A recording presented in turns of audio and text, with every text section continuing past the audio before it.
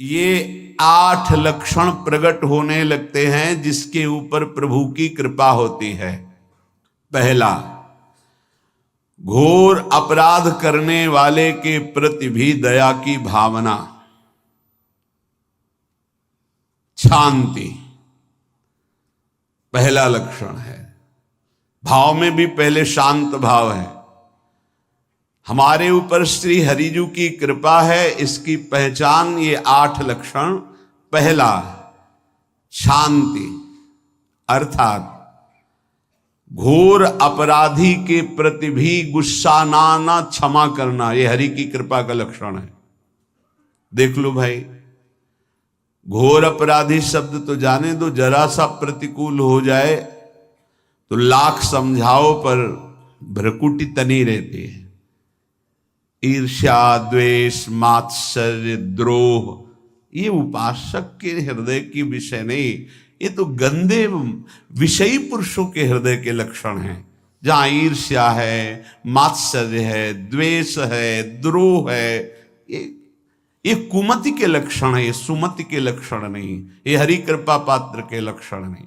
आपसे जो अपराध कर रहा है, द्रोह कर रहा है, आपका क्षमा बल ये हरि प्रसाद से होता है। शांति, क्षमा बल, शांति, सह गया, क्या करूं, सहना ही पड़ेगा क्योंकि भगवत मार्ग में वो ऐसा नहीं होता। शांति, बुरा ही नहीं लगा, हरि कृपा पात्र को बुरा ही नहीं लगा। उमा संत के यही बड़ाई, मंद करत जो करे भलाई, ये सीधा शांति की व्याख्या है। अपने यहां मंगल गान में, करत जे अनसहन निंदक तिनहु पे अनुग्रह कियो, ये है हरि कृपा, ये है आचार्य कृपा, गुरु कृपा। अपराधी पर भी क्षमा का भाव होना, भला ऐसा है, अपराधी पर भी क्षमा का भाव होना, ये हरि कृपा पात्र में ही होगा, अन्य में नहीं। तो अगर अपने हृदय में ऐसा लगे कि ऐसा नहीं है तो हरिजू से प्रार्थना करनी चाहिए कि कृपा करो, मेरे में सामर्थ्य आवे। दूसरा, अनुसूया, वो किसी भी के प्रति कभी भी कोई दोष दर्शन ही नहीं करेगा। दोष कथन, दोष श्रवण की तो बात जाने दो। अनुसूया, दूसरों के गुणों में दोष ढूंढना ये नहीं होता, हरि कृपा पात्र में ये नहीं होता। ये सब भजन के नाश करने वाले, जैसे पहला अपराधी पर क्रोध कर देना, तो माया ने भेजा इसीलिए था कि तुम्हारे साथ व्यवहार ऐसा करे कि तुम क्रोध करो, क्रोध करोगे तुम्हारी ऊर्जा शक्ति नष्ट हो जाएगी, अध्यात्म में जो चलने की थी, और कहीं तुमने संकल्प कर लिया तो भजन शक्ति नष्ट हो जाएगी। तो अगर भजन बल है तो गया, जरूर उसको दंड मिलेगा, पक्का मिलेगा, 100% मिलेगा, लेकिन आप खाली हो गए, ना भजन करने की वृत्ति रहेगी और ना भजन रहेगा, दोनों बात। अनुसूया, किसी के सद्गुणों में दोष देखना, गुणों में दोष ढूंढना, ये हरि कृपा पात्र में नहीं होता। ये बहुत मंगलमयी बातें हैं जिससे हमारा भजन मार्ग पुष्ट होता है। तीसरा, वो बाहर से और भीतर से पवित्र रहता है, हरि कृपा पात्र। शौचाचार का ज्ञान होना चाहिए, वस्त्र आपके पवित्र होने चाहिए, ये बाहरी जल रज आदि के द्वारा बाहरी पवित्रता, और निष्कपटता, निश्चलता, सत्य भाव, ये अंदर की पवित्रता है। अगर कपट है, छल है, असत्य है तो हृदय मलिन रहता है। भीतर और बाहर से पवित्र रहना, इसमें खास बात क्या है भीतर और बाहर से पवित्र रहने में? भीतर और बाहर से सदैव पवित्र कौन रह सकता है? तो बोले जो पुंडरीकाक्ष भगवान श्री हरि का, प्रियाजू का स्मरण करता रहता है, वो शवायाभ्यंतर शुचि, वो बाह्य और अभ्यंतर दोनों से पावन रहता है। तीसरी जो कृपा का लक्षण है, अर्थात वो सदैव भगवत चिंतन परायण, शौचाचार का पालन करने वाला, बाहर और भीतर से हरि कृपा पात्र पवित्र रहता है। लघु शंका में जल पात्र में रखा जाता है, जनेंद्रिय को पवित्र किया जाता है, फिर हाथ रज से धो के, फिर कुल्ला करके, आचमन करके, पैर धोकर, ऐसे पवित्र आचरण, ऐसे पशुवत व्यवहार ठीक नहीं।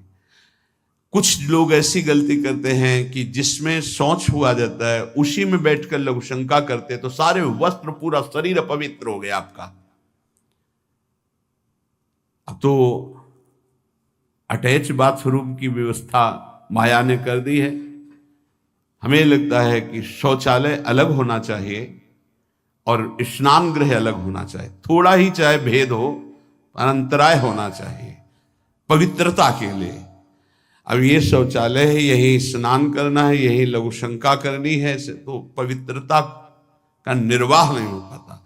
यदि जिस उस जगह आप शौच करते हैं, जो बैठकर उसी पे बैठ के लघु शंका करते हैं, तो आपको पूरा वस्त्र सहित स्नान करना चाहिए पवित्रता के, तभी बुद्धि भ्रष्ट हो जाती है।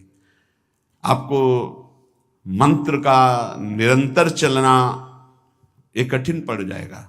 पवित्रता का निर्वाह करो। देह राग मिटने के बाद एक स्थिति आती है, अवधूत स्थिति, उसमें फिर शरीर की पवित्रता का कोई संबंध नहीं रह जाता। पर अभी तो संबंध है ना देह भाव से, तो बहुत होश से लघु शंका ऐसे करें कि आपके पैरों में, वस्त्रों में छिट्टी ना पड़े, पवित्र रहें। हर समय हमें पवित्र मंत्र जपना है, नाम जपना है, श्री जी की सेवा में रहना है। बहुत जल्दीबाजी, खड़े खड़े लघु शंका की, छिट्टियां पड़ रही, बस ऐसे चल दिए, वो पशुवत आचरण भगवत मार्ग में नहीं चल पाओगे। वो अंदर तुम्हारे व्याकुलता पैदा करता रहेगा, भोगों की, संसार की। शौचाचार का बहुत बड़ा फल है, शरीर राग छूट जाएगा। ये बात समझ लो, शरीर राग छूट जाएगा। शरीर संबंधी पवित्रता शरीर राग छुड़ा देती है, आंतरिक रहस्य है ये। चौथा, ऐसे कार्यों का अनुष्ठान न करे जिनमें हमारा भजन छूटता है, जिनमें सत्य छूटता है, जिनमें भगवत भाव छूटता है। जैसे आपके ऊपर कृपा हुई, आप भगवत मार्ग में चल रहे हैं, अब आप ऐसे संसारिक कार्यों का अनुष्ठान कर रहे हैं जिनमें आपकी चित्त वृत्ति बिल्कुल भगवत विमुख हो रही, तो जीवन का लाभ क्या होगा? लाभ तो है भगवत स्मरण सहित। इसी की मानो टीका है, छठदम शील बिरत बहु कर्मा, निरत निरंतर सज्जन धर्मा। शीलवान और ऐसे कर्मों से विरत जिनसे भगवत विस्मरण होता है, जो सज्जन पुरुषों के द्वारा धर्मानुष्ठान होते हुए उन्हीं का अनुष्ठान, ऐसे कर्मों में ना जाए जिससे भगवत विस्मरण होता है। जैसे कल एक ने प्रश्न किया कि मैं खाता तो नहीं हूं, लेकिन मांस के दुकान में मांस बेचता हूं, होटल आदमी, क्या उचित है? ये उचित कैसे हो सकता है? तुम और भी तो व्यापार कर सकते हो। जरूरी है धर्म का पालन करने की इच्छा करते हो, धर्म आचरण करते हो, ऐसा नहीं। तो विरत बहुकर्मा, उन कर्मों से हमें विरत रहना है जो हमारे धर्म के विरुद्ध है, जो भजन के विरुद्ध है। हरि कृपा पात्र ऐसे कर्मों का अनुष्ठान कर ही नहीं सकता। और शारीरिक श्रम इतना जिससे हमारा भजन का तार ना टूटे। जब भजन का अभ्यास किया जाता है तो हर कार्य को सुचारू रूप से करते हुए एकाग्रता भजन में रखी जाती है। हम वो कार्य जल्दी से कर ही नहीं सकते जिसमें भजन छूट जाए और कार्य पूरा हो। नहीं, हम कार्य करेंगे, हमें छोड़ दीजिए, हम अपने चिंतन से युक्त होते ही बिल्कुल कार्य करेंगे। जैसे कई साधक हैं, उपासक हैं, बड़े अच्छे उपासक हैं, उनको आप कार्य दीजिए कि आप पानी गर्म कर दीजिए, पात्र बहुत सुंदर साफ होगा, पानी बहुत गर्म, लेकिन आप कह दीजिए कि 5 मिनट में गर्म करके ले, तो उनसे असंभव नहीं होगा। छोड़ दीजिए उनको आप, वो मतलब ऐसा कार्य करेंगे प्रशंसनीय, पर वो समय से। उनका एक सिद्धांत है, बहुत अच्छा लगता है, और अपने को पता है इससे जल्दीबाजी नहीं होनी। पात्र मार्जन करना है, छोड़ दीजिए, आप उसको टोकिएगा नहीं, आप जल्दी मान के, उससे नहीं होने वाला। वो तनिक भी दोष नहीं रहने देगा पात्रों में, पर समय दीजिए, आराम आराम शिव कर। हमें अच्छा लगता है, भगवत चिंतन परायण उपासक की यही वृत्ति होती है। पोछा लगाना है बिल्कुल बढ़िया लगेगा, लेकिन आपको सर से घुमा दे वैसा नहीं होगा। आप छोड़िए और जाइए, हटिए, और वो अपने ढंग से लगाएगा और एकदम क्लीन करके। यही उपासक का लक्षण होता है। जो कार्य करेगा सांगोपांग करेगा, पर वो बहुत मस्ती से होगा, क्योंकि उसका भगवत चिंतन चल रहा है। अधिक ऐसे जिससे हमारा चिंतन छूट जाए, थोड़ा संयम में आना चाहिए। ये भगवत कृपा पात्र का लक्षण है। अपने भजन का फल देखना, भगवत कृपा पात्र के सबको प्रदान कर देना। हिम्मत है, अपने भजन, इतनी मेहनत से किया हुआ भजन, भजन होने के बाद, हे प्रभु इस भजन का फल हो, सर्वे भवन्तु सुखिना सर्वे सन्तु निरामयः। यहां तो कहते महाराज, एक माला रोज आपके लिए करता हूं कि आपकी बीमारी ठीक रहे, तो शेष किसके लिए करते हो प्रभु? शेष क्या? अगर इष्ट और गुरु के लिए तुम्हारा है कि एक माला करते, तो फिर इतनी माला करते तो हमें क्या होगा? सब आपको दे देंगे तो हमें क्या होगा? तभी भजन का रहस्य नहीं जाना। सबके मंगल के लिए अपने भजन को समर्पित कर देना। देखो भाई भजनानंदी, भजन में अरुचि होने लगेगी? नहीं होने लगेगी। सुबह से शाम तक पसीना चुआए हम और भजन का फल दे दे सबको, तो इसका रहस्य बताते हैं। सबको जे भी कहा सर्वे भवन्तु सुखिना, तो सर्वत्र विराजमान भगवान वही पलटकर अनंत रूपों में आपके ऊपर बरस पड़ेंगे। ये आंतरिक रहस्य है। हमने जो भजन किया वो एक सीमा में था, और जब हमने संपूर्ण विश्व को दे दिया तो असीम बनकर वापस हुआ। ये भाव न समझ में, अगर ये भाव न कहे तो एकदम लगे हम अपना भजन क्यों दे दें सबको। उस सर्वात्मा में विराजमान जो हमारा प्रभु है, उसी को समर्पित कर। सर्वे भवन्तु सुखिना, तो वो सब पलटकर सब जगह से वापस आया, सबका आशीर्वाद आया और वो महान बनता चला गया। ये लाभ है, आंतरिक लाभ है। अगर तुम्हारा भाव ऐसा न बनता हो तो आप प्रभु को तो अर्पित करते ही है ना, तो वही प्रभु सब में विराजमान है। ऐसा भाव करके सर्वात्म स्वरूप भगवान को हमारा भजन समर्पित है। सब रूपों में प्रभु विराजमान है। ये हरि कृपा पात्र का लक्षण चल रहा है। और छठवां, अपने भजन से अपने लिए कुछ भी ना चाहना, और दूसरों की तो बात जाने दो, दूसरों से कुछ ना चाहना ये तो ठीक है। अपने भजन से अपने लिए कुछ ना चाहना है हिम्मत। देखो ये हरि कृपा पात्र में हिम्मत होती है। अपना भजन अपने प्रयोग में ना लाना, इसका भी आंतरिक रहस्य है। अपने प्रयोग में आप शरीर को लेकर के बोलेंगे, अगर स्वरूप को लेकर तो प्रयोग की कोई वहां जरूरत ही नहीं। स्वरूप पूर्ण काम है, वहां कोई अभाव नहीं। जब आप कोई भाव अपने लिए करेंगे तो देह भाव होगा। देह भाव से किसी विषय की मांग होगी। विषय पूर्ति भजन का फल नहीं होता, भजन का फल होता विषय निवृत्ति। बहुत जोर की बात है, कैसे समझ में आए?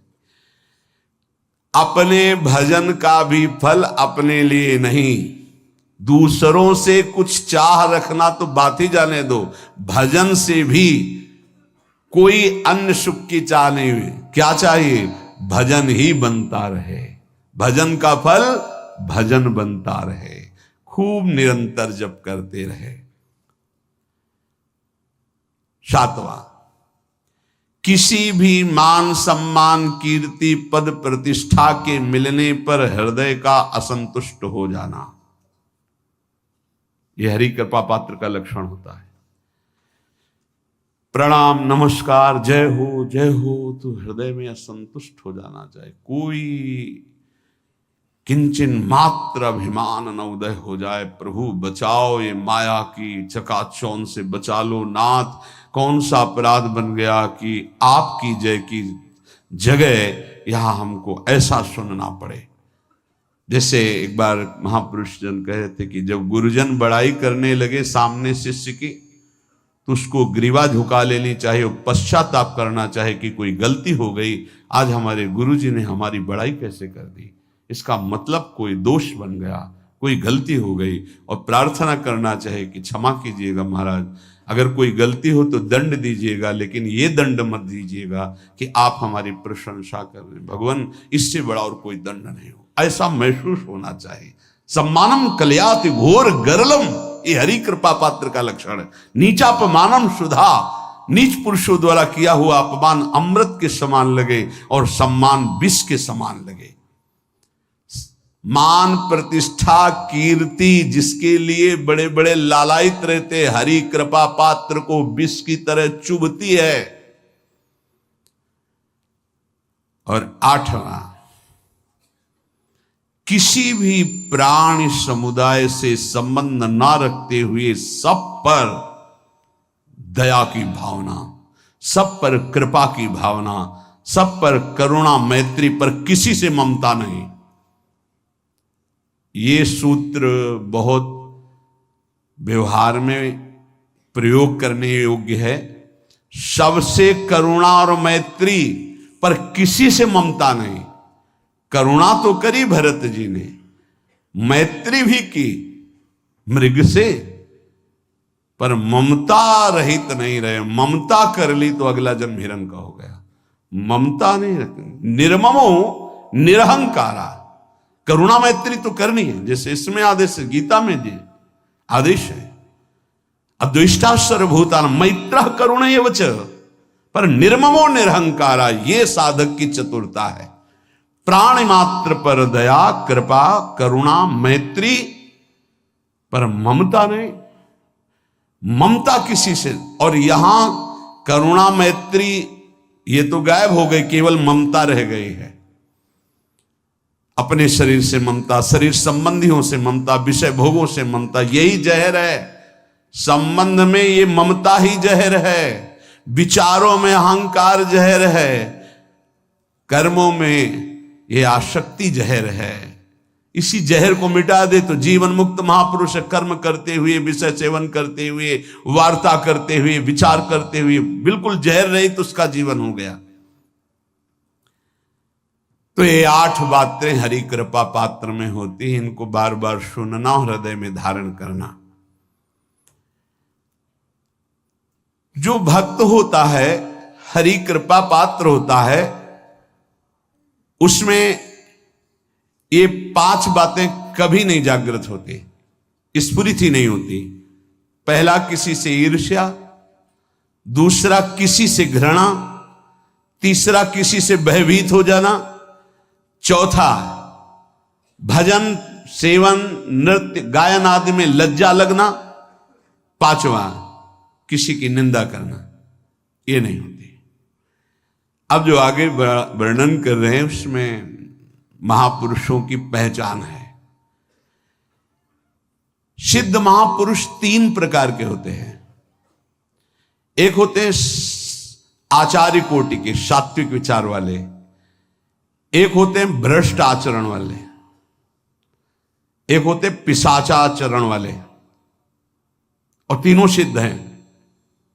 बहुत बड़े महापुरुष पूज्यपाद उड़िया बाबा जी हैं, वही रहस्य का प्रकाश कर सकते थे, अन्यथा बिना ब्रह्मबोध महापुरुष के ऐसा नहीं। तीनों सिद्ध हैं, तीनों भगवत प्राप्त है। सात्विक आचार वाले, जो आचार्य कोटि के होते हैं, एक एक अक्षर शास्त्र मर्यादा के अनुसार चलने वाले, जैसा शास्त्र कहता वैसा उनके आचरण में दिखाई देगा, और वो उससे सिद्ध भगवत प्राप्त महापुरुष हैं, पर उनके आचरण तस्मात् शास्त्रम प्रमाणम थे। दूसरे भ्रष्टाचार, ऐसों को पहचान पाना बहुत कठिन होगा। भेष मलिन, आचरण मलिन, जैसे आप में कोई पुराना हो तो शायद जान पाएगा, भगवान दास नाम के एक संत इसी चौराहे पे रहते थे। ये जो चौराहा है, कभी नंगे पड़े रहते थे, कभी वो पा रहे उनके साथ कुत्ता पा रहा है, कभी नाली का पानी पी रहे हैं, और भगवत प्राप्त महापुरुष थे। इसकी पहचान स्वयं की। कोई चाय रखने गया, उठा के ईंट मार दी, गाली दे दी, दौड़ पड़े, पकड़ पाए तो 10-5 घूंसे थप्पड़ मार दिए। ऐसा उनका व्यवहार था, भ्रष्टाचार। हलवा कोई रख गया, खिचड़ी रख गया, कुत्ता खा रहा है, उसी के साथ वो खा रहे हैं। कभी गमछा लपेटे, कभी नंगे, सीधे प्रकृति का वार शरीर से सहते थे, बस चौराहे पे ही रहते थे। बहुत अगर गए तो ये राधा टीला है, बस इतना ही उनका था। राधा टीला से इधर, और इधर थोड़ा चढ़ाई जो है जहां पूज्य श्री चंद्रशेखर बाबा जी वास करते, उसके इधर, मतलब चौराहे के बस इतने में ही रहते थे 12 महीना, 20 साल उनको देखा। तो जब काशी से आए हुए थे तो उनको देखा तो उनकी दृष्टि से लगा कि ये स्थिति प्रज्ञ महापुरुष हैं, पर अपने को छुपाए हुए ऐसी लीला करें। पर उनके कुछ ऐसे आचरण थे जिनसे लगा कि इनकी, हमें लगता है, बुद्धि खराब है क्या, मतलब पागलपन का दौड़ा है क्या ऐसे। राधा रमन जी दर्शन करने गए तो जो पुंडरीक जी हैं इनके बाबा, वो उस समय थे, उनके पुत्र जो पुंडरीक जी के पिताजी, वो उनके सहयोग में, तो करुणा कृपा हुई उनकी, उन्होंने देखा। वो तो बाद में परिचय जाना उनका, हमें पता नहीं, तो बाद में परिचय। वो पीत वस्त्र धारण किए हुए वयोवृद्ध एकदम डलिया लाए, राधा रमन जी को निकाल करके अपने को प्रसाद मिला। तो सीधे राधा रमन जी की कृपा का अवलोकन करते हैं और परिक्रमा लगाना। एकदम संकल्प बना, कमंडल में 2 कुलिया रखी, ढक्कन से ऐसे ढक के, और बस मन में आया कि अगर वो बाबा हमसे आते हैं, हमारे कमंडल से कुलिया, सत्य, परम सत्य, कुलिया लेते हैं और पाते हैं, फिर रख के चल देते, तो मैं मान जाऊंगा कि प्रभु ये आपके धाम के सिद्ध महापुरुष हैं, आए हुए थे हम काशी से ऐसे। क्योंकि काशी में ऐसी लीलाएं देखी थी बड़े अद्भुत कोटि के महापुरुषों को। आपसे सत्य कहते, वो पेड़ हट गया, रमण रेती में था, बीच रोड में था, चबूतरा बना था, वो ऐसे पड़े थे, वहां के हम बैठ गए, बिजली की तरह उठे, रफ्तार से आए, खड़े हो गए हम बिल्कुल, क्योंकि हमें पता था कि घूंसा और थप्पड़ इनका प्रसाद होता है। हम कहा उस समय, हम कहा अगर हाथ चलाएंगे तो पकड़ लेंगे ना, बिल्कुल पोजीशन में खड़े। तो बंगाली भाषा में कुछ बोले, वैसे गले में हाथ डाला, ढक्कन हटाया, कुलिया निकाली, पाया कुलिया वहीं रखा, ढक्कन रखा, गए और वहीं लेट गए। सत्य कहते एकदम रोम रोम खड़ा हो गया कि अरे भगवत प्राप्त महापुरुषों को जानना बड़ा कठिन है, कैसे आचरण, भ्रष्ट आचरण से रहते हैं। कभी दिगंबर, कभी गमछा लगा हुआ है, कभी कुत्ते के साथ खा रहे, कभी नाली का पानी पी रहे। पूज्य बाबा कह रहे आचरण मलिन, नाली या पैखाने का भी पानी पीने में उनको कोई भी परेशानी नहीं। गंदे जगह मलिन भाव से पड़े रहना, किंतु वृत्ति हर समय भगवदाकार रहना, भगवदाकार रहना। ये तीसरे, पिशाचाचार, गाली गलौज करना, ईंट पत्थर से मारना, हर मलिन चेष्टा बहुत कठिन है, बहुत कठिन है। ये सब देखने को मिला है भगवत कृपा से तीनों प्रकार के महापुरुषों का। वृंदावन में एक आगंतुक संत आए थे बाहर से, वो रात्रि में हर वृक्ष के नीचे खड़े रहते, पैर सूज गए थे उनको, कभी बैठे और लेटे नहीं देखा, खड़े ही रहते थे। ये 25 वर्ष के लगभग की बात है। उनको जब देखा तो देखते ही उनकी दृष्टि ऐसी थी ऊर्ध्व, लगा ये तो भगवत प्राप्त महापुरुष है। 45 वर्ष की अवस्था हो, बस खड़े रहते थे, चरण उनके फट गए थे, ऊपर से ऐसे खड़े खड़े। रात्रि में एक दिन हिम्मत की, बोलते नहीं थे वो, अरे लार बह रही है ऐसे गंदे कपड़े, और महाराज जी आप कृपा करें। उस समय मदन टेर में कि आप आइए, तो सहज में से खड़े हो गए। तो आटे के 4 लड्डू हमें मिले हुए थे, तो कहा आप कृपा करके पाइए, पाले। तुमका आपका ये जो बाहरी परिवेश है और आपके जो बाहरी लीलाएं हैं, ये बाहरी लोग तो भले न समझ पाए, पर प्रभु मुझे ऐसा अनुभव होता है आप भगवत प्राप्त महापुरुष हैं। रो पड़े हो, कभी हमने उनको ऐसा नहीं देखा, रो पड़े। और उनका ये हमारे गुरुदेव की कृपा है। उनका कब से वृंदावन आप आए? बोले कुछ दिन हुए। बोले वृंदावन की रज का प्रभाव कितना दिव्य है कि अब जाने का मन नहीं होता है। पर आप अब दोबारा हमसे मिलने की चेष्टा मत कीजिएगा, कभी दूर से देख लीजिएगा, पर आप कभी मिलिएगा नहीं। आप भक्त हैं इसलिए आपसे संभाषण कर लिया। ये तो आपने सुना सुबह की लीला, ईंट चल रही थी उनपे, वो दिगंबर खड़े थे, ईंट मार रहे थे लोग, परिक्रमा वाले लोग उनको ईंट मार रहे थे। कई जगह उनके ईंट लगी, उनको लग रहा था पागल है, नहीं पहचाना जा सकता। 3 प्रकार के महापुरुष होते। एक होते सात्विक आचार वाले, बहुत जो शास्त्रीय आज्ञा वैसे ही अक्षरशः आपको दिखाई देंगे, आचार्य कोटि के, पवित्र शरीर, पवित्र वस्त्र, पवित्र आचरण, एकदम आचार्य कोटि। दूसरे एकदम भ्रष्ट आचरण, समझ ही नहीं सकते आप। तीसरे पिशाच की तरह, समझ ही नहीं सकते उनको। अब लाभ होता है केवल पहले वाले से, सात्विक, तस्मात् शास्त्रम प्रमाणम थे, इससे जनता का लाभ होता है। इन 2 से विशेष हानि हो जाती है, क्योंकि इनके आचरण ऐसे होते हैं, साधु अवज्ञा तुरंत भव, बहुत जल्दी विनाश होता है ऐसे महापुरुषों के अपमान से। सात्विक महापुरुषों के नहीं, अगर उनसे अपमान भी हो जाएगा तो क्षमा करेंगे वो सब।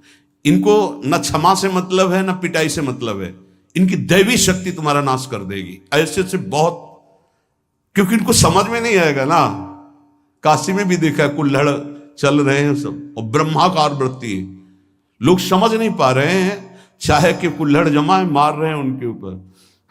ऐसे किया, बिल्कुल जो चर्म है प्रकृति को सहते सहते भैंसे का जैसे हो गया मोटा एकदम, और उनके ऊपर मार पड़ रही है, वो मुस्कुरा रहे हैं, चल रहे हैं। उनका गजब हो गया, ब्रह्माकार स्थिति महापुरुष के सामने, ऐसे कुछ समझ ही नहीं पाता। तो कह रहे हैं ऐसे भक्तों से प्रायः सबकी हानि हो जाती है, क्योंकि समझ पाते नहीं कि स्थिति क्या है, और जब उनका अपमान करते हैं, उनको मारते हैं, पीटते हैं, उनका सर्वनाश हो जाता है। वो करते नहीं है, उनका प्रभाव कर देता है। पर सात्विक महापुरुषों से किसी का मंगल नहीं होता। इसलिए समाज का परम मंगल शास्त्र के द्वारा आचरण किए हुए जो सिद्ध महापुरुष हैं उनसे होता है। ये 2 प्रकार के महापुरुष जो होते हैं, कई तरह से हानि हो जाती है, आप समझ ही नहीं पाएंगे, आप अपमान कर देंगे, अनिष्ट हो जाएगा आपका, क्योंकि यहां ना क्षमा है ना दंड है, दैवी शक्तियां उनकी सुरक्षा में लगी हुई, वो सर्वनाश कर देंगी। इसलिए बाबा परिचय बता रहे कि अगर तो इनको पागल ना समझा जाए। ये प्रायः जैसे एक बार बताया था कि हरगोविंद जी के पांडाल में रास हो रहा था, एक दिगंबर महापुरुष आए और वो ऐसे खड़े थे पीछे से, चूंकि आरती करने के बाद पीछे राधा वल्लभ जी की गए तो पीछे ही खड़े होना था, तो बिल्कुल पास बूट पहने हुए मारा लात पीछे से, वो मुभरा गिर गए, आराम से खड़े हुए, रास को ऐसे नेत्रों से हल्का सा और बस फिचल दिए। वो पीछे 10 बार लात मारता गया, वो मुड़ के नहीं देखा किसने मारा, पीछे पीछे हम 10 कदम चले। गजब हो गया, ऐसी स्थिति इस महापुरुष की। और ये बावरा जान नहीं रहा कि अपना सर्वनाश कर दिया हमने, और वो गजेंद्र की तरह मत वाले ऐसे फोगला की तरफ चल के निकले। कैसे समझोगे महापुरुषों को? बाहरी व्यवहार। अभी 10-12 वर्ष की बात है, यमुना के पार ऐसे खो करके रहते थे दिगंबर एक महात्मा, अब है कि नहीं मुझे पता नहीं, पहले यमुना किनारे जाते थे बैठने, तो बस वो चीखते थे, राजकुमारी राजकुमार,